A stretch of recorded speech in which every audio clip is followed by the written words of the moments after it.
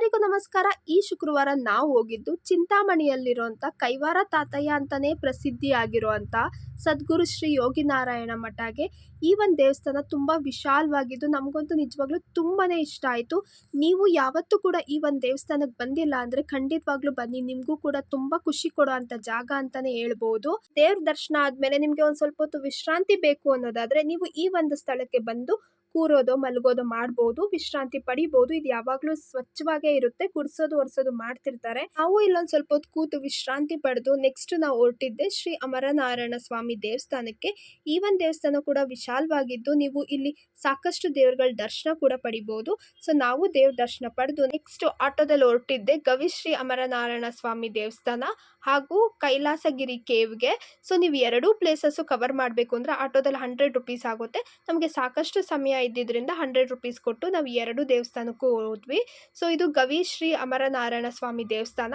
ಈ ದೇವಸ್ಥಾನ ಕೂಡ ತುಂಬ ಚೆನ್ನಾಗಿದೆ ನೋಡೋದಕ್ಕೆ, ಜೊತೆಗೆ ತುಂಬ ವಿಶಾಲವಾಗಿದೆ. ಈ ಒಂದು ದೇವಸ್ಥಾನದಲ್ಲಿ ಅಂತ ಕೈವಾರ ತಾತಯ್ಯವರು ಧ್ಯಾನ ಮಾಡಿದ್ದು.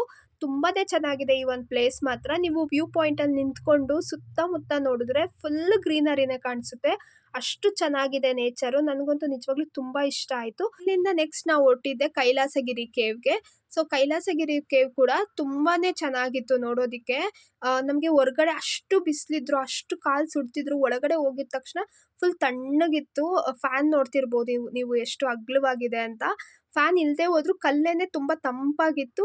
ಸೊ ಹಂಗಾಗಿ ಹೊರಗಡೆ ಎಷ್ಟೇ ಬಿಸಿಲಿದ್ರು ಕೂಡ ಒಳಗಡೆ ಹೋಗಿದ ತಕ್ಷಣ ನಮಗೆ ಎಲ್ಲೋ AC ರೂಮ್ಗೆ ಹೋದಂಗಿತ್ತು, ಅಷ್ಟು ಚೆನ್ನಾಗಿತ್ತು. ನಾವು ಕೈಲಾಸಗಿರಿ ಕೇವಿಂದ ಹೊರಗಡೆ ಬರ್ತಿದ್ದಂಗೆ ನೋಡಿದ್ದೆ ಈ ಒಂದು ಕಲ್ಲಲ್ಲಿ ಮನೆ ಕಟ್ಟಿದ್ದು. ಸೊ ಈಗ ನೋಡಿ ನವೀನ್ ಕೂಡ ಕಟ್ತಿದ್ದಾರೆ. ಈ ರೀತಿ ನಾವು ಕೂಡ ಒಂದೊಂದು ಮನೆ ಕಟ್ಟಿ ನೆಕ್ಸ್ಟ್ ನಾವು ಹೊರಟಿದ್ದೆ ಭೀಮಲಿಂಗೇಶ್ವರ ಟೆಂಪಲ್ಗೆ. ಈ ಒಂದು ಭೀಮಲಿಂಗೇಶ್ವರ ಟೆಂಪಲ್ ಬಂದು ಕೈವಾರ ತಾತಯ್ಯನ ದೇವಸ್ಥಾನದಿಂದ ವಾಕಬಲ್ ಡಿಸ್ಟೆನ್ಸ್ 5 to 6 ಮಿನಿಟ್ಸ್ ಆಗುತ್ತೆ ಅಷ್ಟೇನೆ. ಸೊ ನೀವು ಅಷ್ಟೇ ಚಿಂತಾಮಣಿಗೆ ಆದಷ್ಟು ಬೇಗ ರೀಚ್ ಆದರೆ ಒಂದು 10-10:30 ಅಷ್ಟರಲ್ಲೆಲ್ಲ ರೀಚ್ ಆದರೆ ಇಷ್ಟು ಪ್ಲೇಸ್ಗಳನ್ನ ಕವರ್ ಮಾಡ್ಬೋದು. ನೀವೇನಾದರೂ ಇನ್ ಕೇಸ್ ಪ್ರೈವೇಟ್ ವೆಹಿಕಲಲ್ಲಿ ಬಂದರೆ ಸಾಕಷ್ಟು ಜಾಗಗಳನ್ನ ನೀವು ನೋಡ್ಬೋದು. ಈ ಒಂದು ಚಿಂತಾಮಣಿಯಲ್ಲಿ ನಾವು ಬಸ್ಸಲ್ಲಿ ಹೋಗಿದ್ರಿಂದ ನಾವು 5 ಪ್ಲೇಸ್ ನೋಡೋದಕ್ಕಾಗಿದ್ದು.